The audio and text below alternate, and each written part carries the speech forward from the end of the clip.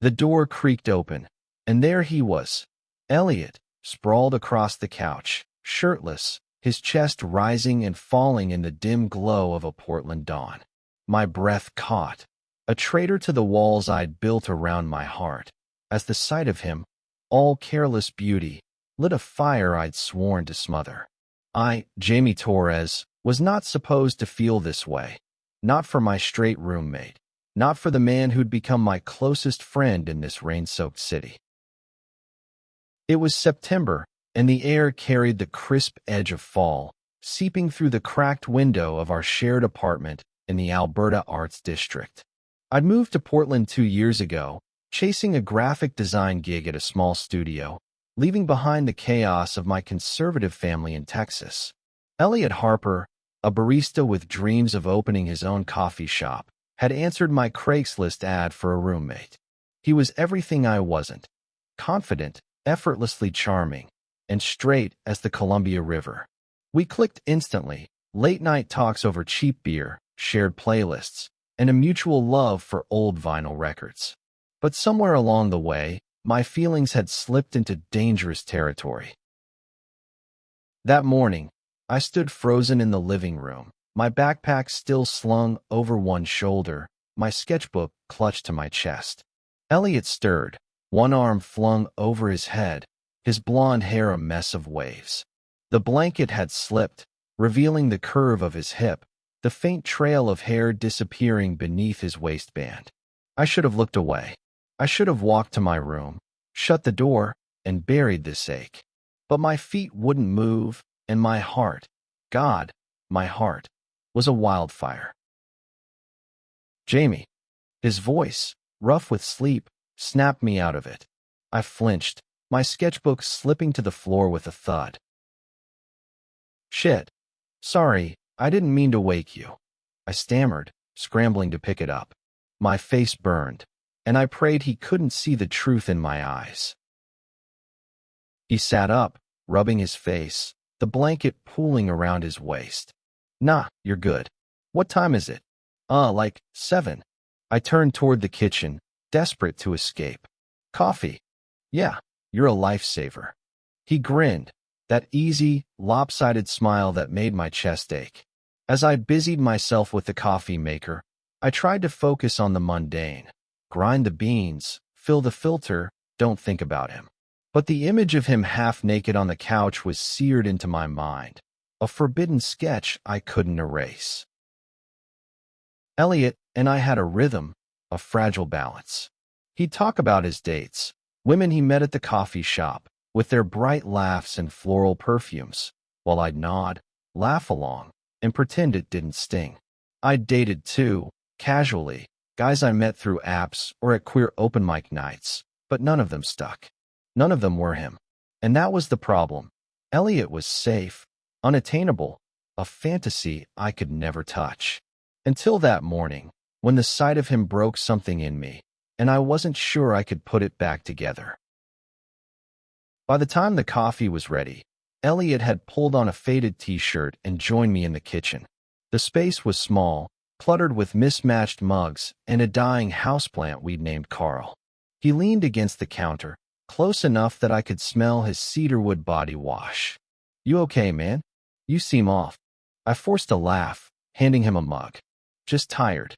Late night at the studio. It wasn't a lie, but it wasn't the truth either. The truth was a secret I'd guarded for months. One that threatened to spill out every time he looked at me with those clear blue eyes. Cool, cool. He sipped his coffee, oblivious to the storm inside me. Hey, you free tonight? There's this open mic thing at the roastery. Thought we could go, maybe heckle some bad poets. My heart did a stupid flip. Yeah, sounds fun. As he talked about the event, I watched the way his hands moved, animated and sure, and I wondered what it would be like to hold them. To cross that line. To risk everything.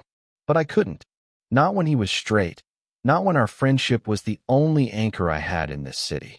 So I swallowed the fire, poured my coffee, and told myself it was enough. That night, the roastery was alive with the hum of conversation, the clink of mugs, and the soft strum of a guitar from the stage. The place smelled of espresso and patchouli, fairy lights strung across the ceiling casting a warm glow. Elliot and I grabbed a corner table, our knees brushing under the small surface. I tried to focus on the performers, a poet with a shaky voice, a singer butchering a Bob Dylan cover, but my eyes kept drifting to him. "You're quiet tonight," Elliot said during a break, nudging my shoulder. "What's up?" I shrugged, swirling my latte. "Just thinking." "About what?" His gaze was steady, curious, and for a moment, I thought I saw something else, something that made my pulse race. "Nothing important," I lied, looking away. But the truth was clawing at me, desperate to be free. I wanted to tell him everything. How his laugh made my days better, how his presence filled the empty spaces in my life, how I was falling for him despite every reason not to. The night wore on, and we stayed until the last act, a queer poet named Aisha who read a piece about unrequited love that hit too close to home. Her words were raw, slicing through the noise in my head. To love in silence is to carry a flame in a storm. I felt Elliot's eyes on me, and when I glanced at him, he wasn't smiling. He looked thoughtful. On the walk home, the streets were slick with rain, reflecting the neon signs of Alberta Street. Elliot was quieter than usual, his hands shoved in his jacket pockets. "That poet, Aisha, she was something, huh?" he said finally. "Yeah," I said, my voice tight. "She was." He stopped under a streetlight, turning to face me. "Jamie, you'd tell me if something was wrong, right?" My heart pounded. Of course. But as we stood there, rain misting around us, I knew I was lying. I couldn't tell him. Not yet.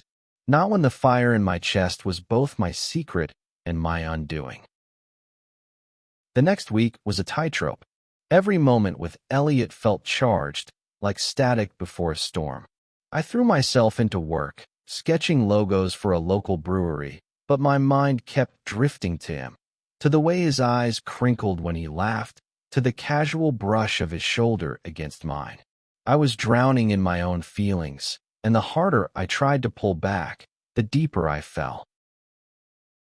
One evening, I came home to find Elliot in the kitchen, attempting to cook. The air smelled of burnt garlic and hope. He was shirtless again. Damn him, wearing only sweatpants, his back muscles flexing as he stirred something in a pan. "Yo, Jamie, you hungry? I'm trying to make carbonara, but it's, not going great." I laughed despite myself, dropping my bag by the door. "You're a disaster, Harper. Help me out, then, Torres." He flashed that grin, and I was done for. We cooked together, elbow to elbow, the tension between us unspoken but palpable. I showed him how to whisk the eggs, our hands brushing as I passed him the bowl. His touch lingered a second too long, and I wondered if I was imagining it. "You're good at this," he said, his voice soft. "Why don't you cook more?" "'Cause you'd eat it all," I teased, trying to keep things light. But my heart was a traitor, racing at the closeness of him. Dinner was surprisingly decent, and we ate at our tiny table, the radio playing low in the background. Elliot talked about his coffee shop dreams, how he wanted a place with live music, local art, a vibe that felt like home. I listened, hanging on his every word, and for a moment, I let myself imagine being part of that dream. But then he mentioned her. "So, I met this girl at work, Lila. She's cool, artsy, kinda like you." The words hit like a punch. I nodded, forcing a smile. "Sounds great. You gonna ask her out?" "Maybe." He shrugged, but his eyes stayed on me, searching. "You think I should?" I wanted to scream no, to tell him he didn't need her, that I was right here. But instead, I said, "If she makes you happy, go for it." The lie tasted bitter, and I excused myself to my room, claiming I had work to finish. Alone, I sat on my bed, staring at the sketchbook open to a half-finished drawing of Elliot. His profile, the curve of his jaw, the way his hair fell into his eyes. I'd drawn him too many times, each sketch a confession I could never voice. The next day, I avoided him, leaving early for the studio and staying late. But Portland's a small city, and fate has a cruel sense of humor. I ran into Elliot and Lila at a farmer's market in Pioneer Square. She was exactly as he'd described, artsy, with a nose ring and a laugh that carried. They were sharing a pretzel, her hand on his arm, and the sight twisted something inside me.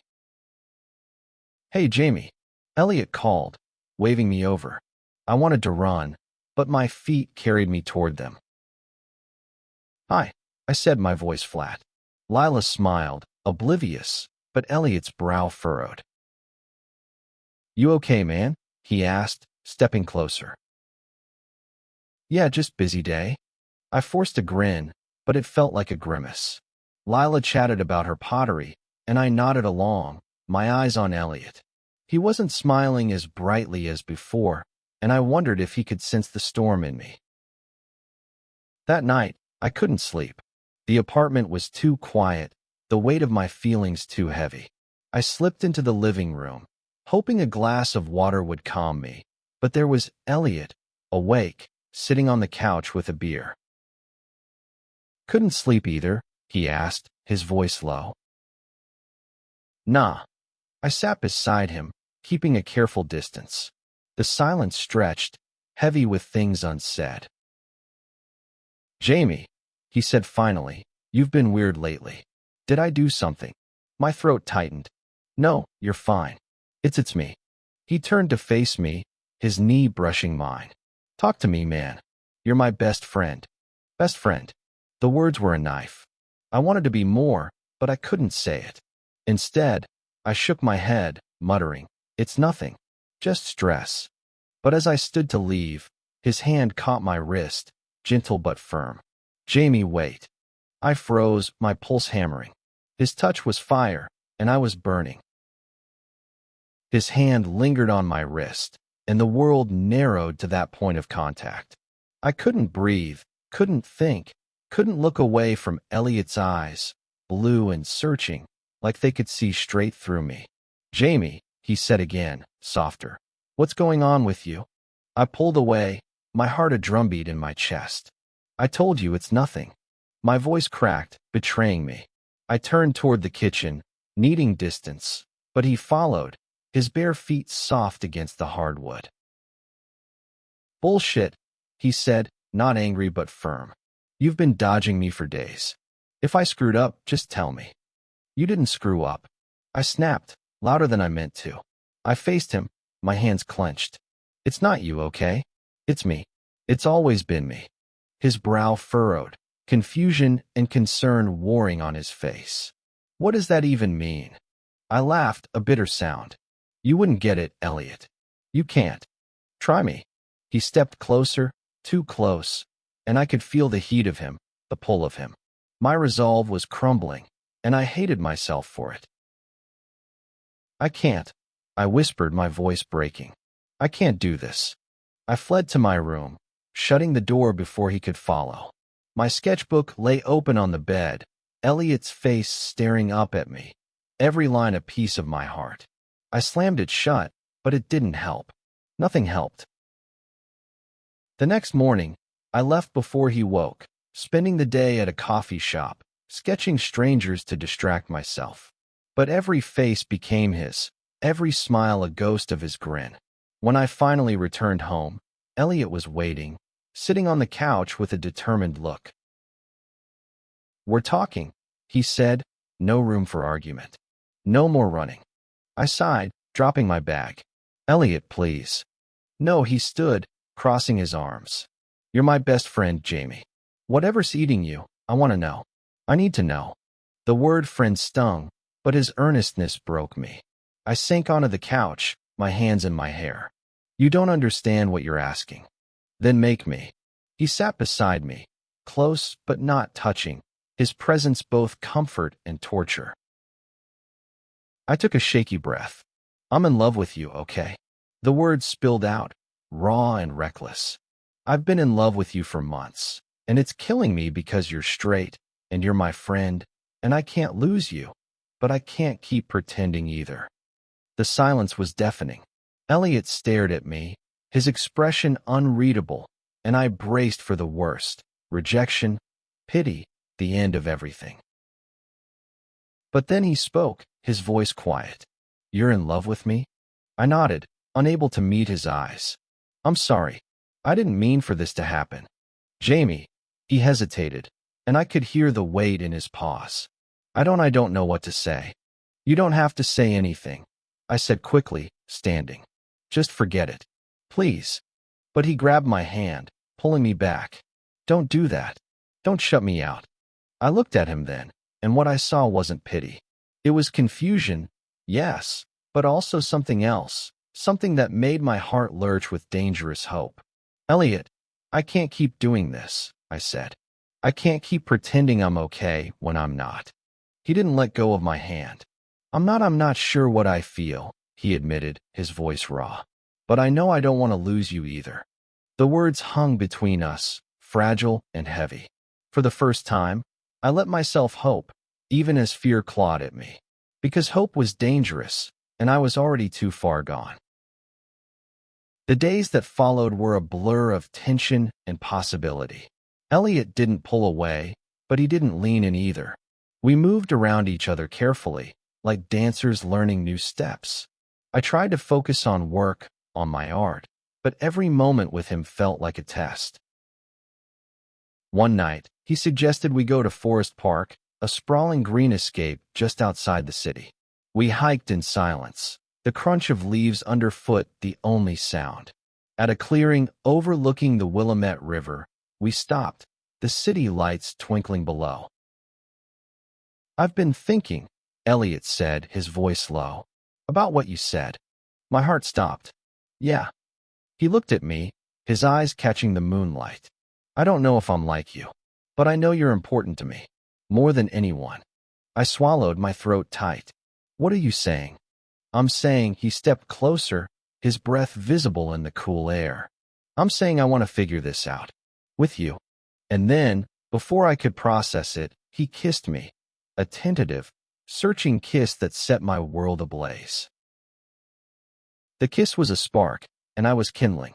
Elliot's lips were soft, hesitant at first, then sure, like he'd made a decision he couldn't take back. I kissed him back, my hands finding his jacket, pulling him closer, afraid he'd vanish if I let go. The forest around us faded, the city lights below nothing compared to the fire between us. When we pulled apart, his forehead rested against mine, his breath ragged. "Jamie," he whispered, "I don't know what I'm doing." "Me neither," I admitted, my voice shaking. "But I want this. I want you." He smiled, a small, nervous thing, and it was the most beautiful thing I'd ever seen. We stood there, wrapped in each other, the world holding its breath. But reality crept back in. The hike back to the car was quiet, both of us processing what had just happened. In the days that followed, we tiptoed around our new truth. Elliot was still figuring himself out, and I was terrified of pushing too far, too fast. We stole moments, brushing hands in the kitchen, a quick kiss when no one was looking. But there was a fragility to it, like we were building something that could collapse. One night, Lila showed up at the apartment. She'd texted Elliot, wanting to hang out, and he hadn't known how to say no. I watched them from the kitchen, her laugh filling the space that used to be ours. Elliot glanced at me, his eyes apologetic, but it didn't stop the jealousy twisting in my gut. After she left, he found me in my room, sketching furiously to keep my hands busy. "Jamie, I'm sorry," he said, sitting on the edge of my bed. "I didn't know she was coming over." "It's fine," I lied, my pencil snapping in my hand. "It's not fine." He reached for me, but I pulled away. "Talk to me. What do you want me to say?" I snapped, my voice raw. "You're still seeing her, Elliot. You kissed me, but you're still what? Straight? Curious? What am I to you?" He flinched, but he didn't look away.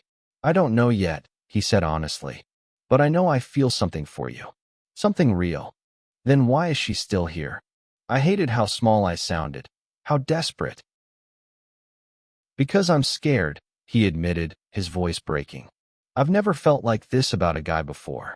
I don't know how to do this, Jamie, but I'm trying. His honesty disarmed me. I wanted to stay angry, to protect myself, but I couldn't. Not when he looked at me like that, like I was his anchor too. Over the next few weeks, Elliot stopped seeing Lila. He didn't make a big show of it, but I noticed.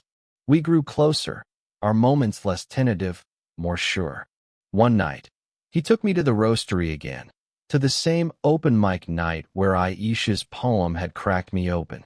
This time, he held my hand under the table, his thumb tracing circles on my skin. I want to try this, he whispered during a quiet moment. Us. For real. My heart soared, but fear lingered. What if you change your mind? I asked, my voice barely audible. I won't, he said, his eyes steady. I'm in this, Jamie. I'm in.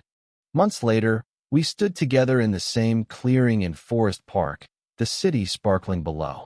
Elliot's coffee shop was becoming real, a small space on Mississippi Avenue, walls lined with my art. We'd faced doubts, from ourselves and others, but we'd chosen each other. As we watched the sunset, Elliot took my hand, his fingers lacing through mine. You know, he said, I never thought I'd end up here, but I'm glad I did. I smiled, my heart full. Me too. The fire that had once felt forbidden was now a flame we tended together, built on trust, honesty, and the courage to love despite the odds. It wasn't perfect, but it was ours, and that was enough.